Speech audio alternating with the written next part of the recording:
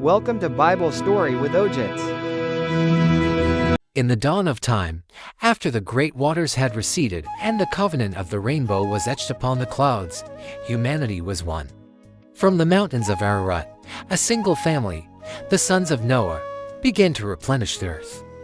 They journeyed eastward, their hearts filled with the memory of a world cleansed and the promise of a new beginning. They spoke with a single tongue, their words echoing in unison across the plains, a testament to their shared blood and singular purpose. The earth was a garden once more, and mankind, its tender, walked together in the shadow of God's recent judgment, seemingly humbled, seemingly united. They found a plain in the land of Shinar, a vast and fertile expanse that seemed to beckon them, a place to lay down their roots and build a future.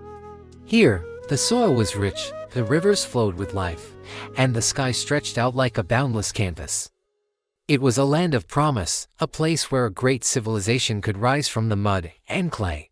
In this cradle of newfound potential, the seeds of unity began to sprout, not in reverence to the divine, but in service to a new, burgeoning power, the will of man.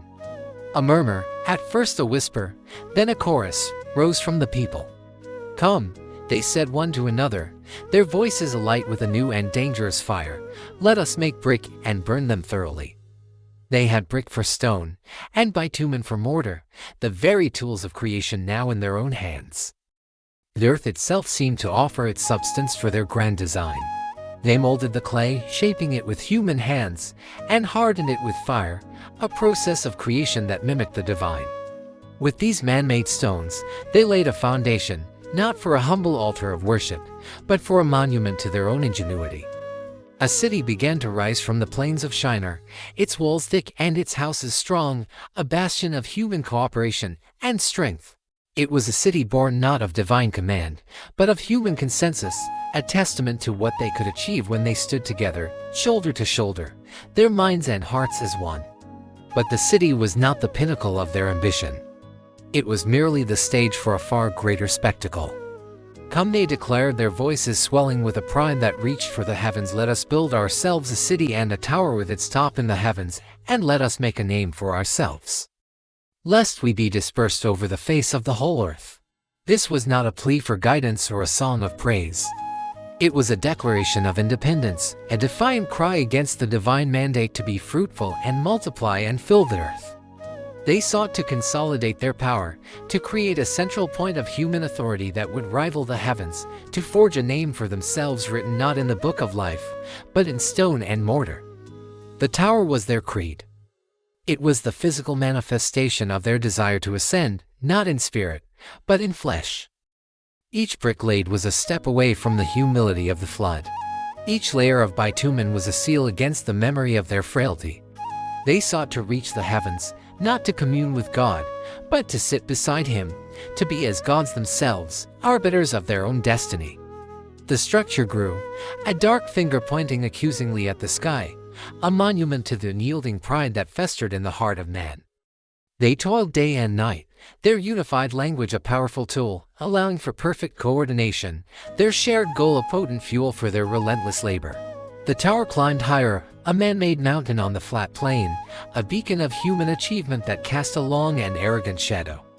And the Lord came down to see the city and the tower, which the children of man had built.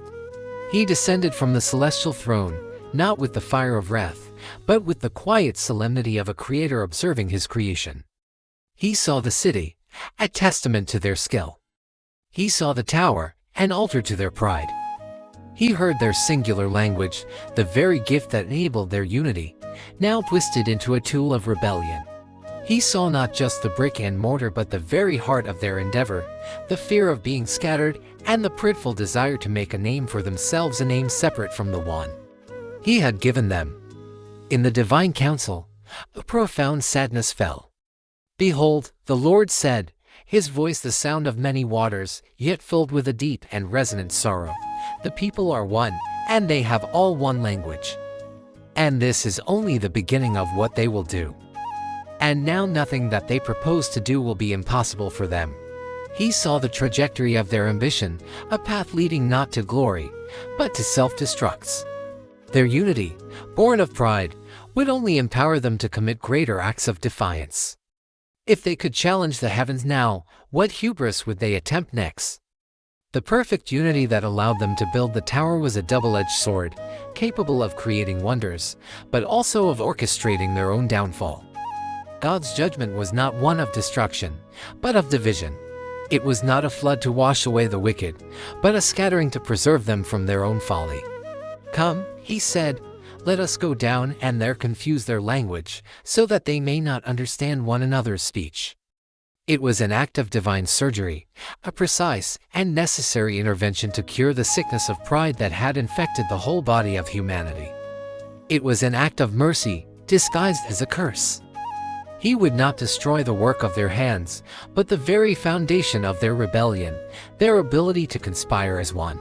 Suddenly, on the plains of Shinar, a strange dissonance fell.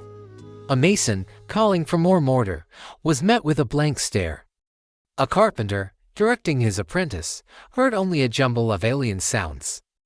The once harmonious work site descended into a cacophony of confusion.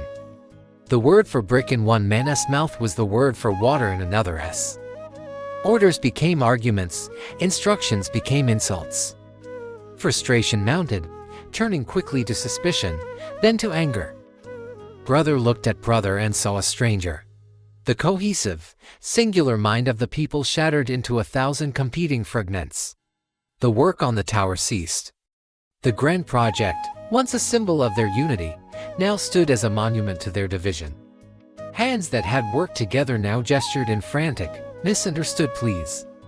Voices that had sung in chorus now shouted in rage. The bonds of shared language, which had held them together so tightly, were severed, and with them, the bonds of community. They could no longer understand one another's hearts because they could no longer understand one another's words. Their grand ascent to the heavens was halted, and they were left stranded on the plains, babbling in confusion at the foot of their unfinished ambition. And from there the Lord dispersed them over the face of all the earth, and they left off building the city. They scattered, not by choice, but by necessity, driven apart by the very tool that had once made them strong. They wandered in small, fractured groups, drawn to those who spoke as they did.